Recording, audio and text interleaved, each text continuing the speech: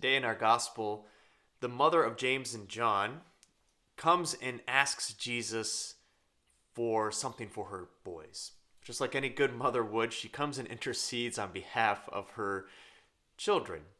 And she wants him to command that these two will sit on his right and left when he enters his kingdom. And so we might, she kind of gets a little bit of a rebuke for that, and James and John do as well, because they don't quite understand what it means when Jesus is going to be coming into his kingdom. So is it bad for the mother of James and John to be asking for this?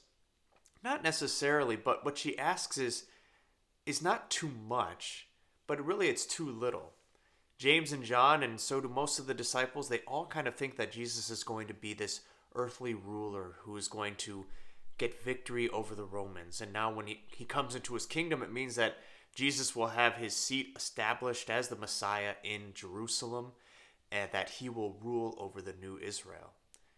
But of course we know that Jesus' sights are set on something much bigger, to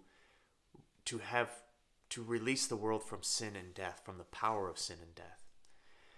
And so, like I said, it's not something that is too big that they're asking for, but they're not asking for enough. They want to sit next to Jesus on his right and left, but what they're really called to, and what we're all called to, is to true union with Jesus.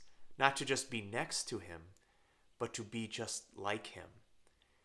All of the goal of the Christian life is that we become holy. It's also called divinization, that we are becoming more and more like God.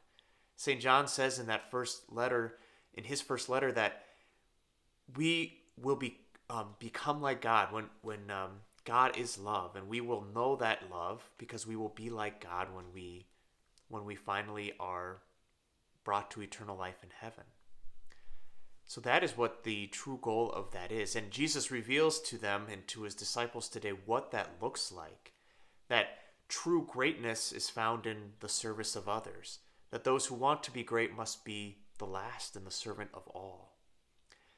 So that is how we become holy. That is how we become more like Jesus. Not just to be closer to Jesus, but become like him. That is our call.